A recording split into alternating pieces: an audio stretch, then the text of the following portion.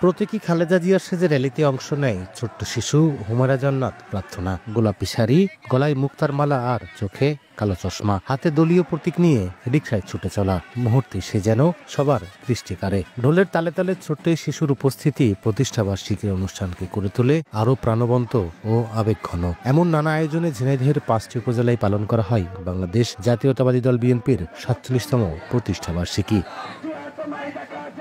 বুধবার বিকেলে কালীগঞ্জ উপজেলা শহরের ভূষণ স্কুলের সামনে থেকে উপজেলা বিএনপির পক্ষ থেকে বের করা হয় বর্ণাঢ্য র্যালি। ব্যানার, ফেস্টুন, দলীয় স্লোগান আর ঢাকঢোলের শব্দে মুখর হয়ে ওঠে শহরের প্রধান সড়কগুলো। পরে শহরের জনতা মোড়ে হয় সংক্ষিপ্ত সমাবেশ।